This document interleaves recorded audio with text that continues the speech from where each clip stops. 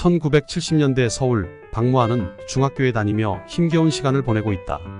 그 시절 학생들은 매일 아침 학교에 들어서자마자 국민교육헌장을 외워야 했다. 이 문구를 외우지 못하는 학생들은 선생님에게 불려나가 매를 맞기 일쑤였다. 무하는 자신이 틀리지 않도록 마음속으로 수없이 반복하며 외웠다. 친구 중 한 명이 틀려서 교단 앞에서 불려나갔다. 아니 끌려나갔다. 선생님은 마치 자신이 홍수환 선수와 접신이 된 듯 친구의 면상을 향해 현란한 잽을 날리다 결국엔 묵직한 어퍼컷 한 방으로 친구를 기절시켜버렸다. 죄목은 국민교육헌장을 제대로 못 외운 죄였다. 지금은 상상도 못할 일들이지만 그 당시는 선생님들의 폭력은 일상화되어 있었고 제자들을 너무도 사랑한 나머지 그들의 눈에 혹시라도 거슬리는 게 있으면 온화한 미소를 이빠에 띈 채 몽둥이를 휘둘렀다. 그 당시 말하는 사랑의 매로 기절시키는 것이 거의 관행화되고 있었다. 하지만 학교의 점심시간은 그나마 작은 위안이 되었다. 우리들은 집에서 싸온 반찬을 책상 위에 올려놓고 연신 가재미 눈으로 주위를 흩어보기 시작한다. 혹시라도 계란 그리고 소세지를 싸온 녀석들이 우리의 주된 타켓이었다.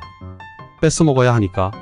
점심시간 물당번을 맡은 녀석은 커다란 주전자를 들고 물이 필요한 친구들의 도시락 뚜껑에 연신 물을 부어주었다. 그리고 실시간 올라오는 우리들의 통신원을 통해 혹시라도 매점에 이쁜 누나가 새로 일하러 왔다는 소식이 전해지면 도시락 먹다 그냥 매점으로 달려나간다.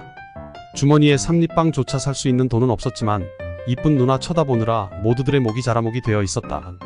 심한 홍역기를 치르고 있었던 사춘기 시절의 우리들이었다. 시간이 흘러 무하는 고등학생이 되었다. 중학교 때와 마찬가지로 고등학교에서도 국민교육헌장을 외우는 것은 일상이었다. 고등학교에서의 체벌은 중학교 때보다 더 심해졌다. 어느 날 무하는 국민교육헌장을 제대로 외우지 못해 체벌을 받는 친구를 보며 무력감을 느꼈다. 하지만 그 친구는 이 정도는 괜찮아. 우리 다 이겨낼 수 있어. 라며 웃어 보였다.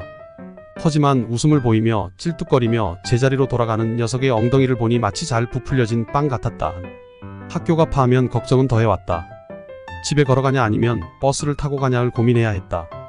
그 당시 버스는 항상 10,000원이었고 버스에서 내뿜는 매연은 우리들에게 항상 기침을 유도했다.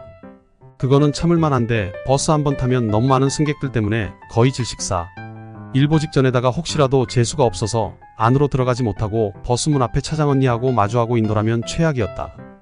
차장언니는 소위 금강불교의 경지에 오른 이들만 사용한다는 배치기로 계속 우리들을 달리는 버스 안에서도 차장언니가 배치기를 이용해서 우리들을 계속 안으로 밀어 넣으려 했다. 그럼 맨 앞에서 안으로 들어오지 못한 녀석은 죽을 맛이다.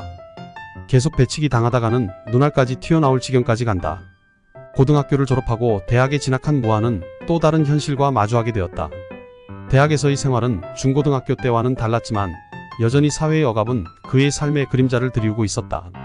무하는 대학에서 미국 문화를 가르치는 교수님을 만나게 되었고 그 교수님은 자유와 인권에 대해 이야기하며 무하에게 양담배를 권했다. 그러나 그날 저녁 무하는 양담배를 피우다 경찰에게 잡혀 벌금형을 선고받았다. 그 사건은 무하에게 새로운 충격을 안겼다. 국민교육헌장을 외우지 못해 맞던 시절과는 달리 이제는 체제에 대한 분노가 더 깊어졌다. 대학에서는 더 이상 국민교육헌장을 외우지 않아도 되었지만 그가 느끼는 억압과 부조리는 변하지 않았다. 머리도 기를 자유도 없었고 여자들은 소위 말하는 미니스커트도 입을 수 없었다. 12 이전에 모두들 집으로 귀가해야 했으며 그나마 지금도 기억나는 추억 속의 소리들 중 하나는 눈 내리는 어느 겨울밤 설잠을 자던 어느 날 골목길에서 희미하게 들려오던 소리. 찹쌀떡 사려라는 어느 떡 장수의 구성진 소리였다. 그 소리에 난 단 한 번도 떡을 사려고 일어나 본 적은 없었다. 그저 내 귀엔 구성진 목소리의 자장가였기 때문이다. 수십 년이 지나 무하는 노인이 되어 옛 기억이 서린 서울의 거리를 거닐었다. 그때는 고통스럽고 힘든 시간이었지만 이제 그 모든 것이 아련한 추억으로 남아 있었다. 국민교육헌장을 외우며 떨었던 어린 시절, 난로 앞에서 도시락을 데우며 나누던 친구들과의 웃음, 그 모든 순간들이 그의 마음속에 깊이 새겨져 있었다. 비록 그 시절은 고단하고 암울했지만 그 속에서도 작은 기쁨과 희망을 찾고자 했던 자신과 친구들의 이야기가 이제는 소중한 추억으로 남아 있었다. 무하는 그 추억들을 마음에 담고 그 시절의 웃음을 떠올리며 미소를 지었다.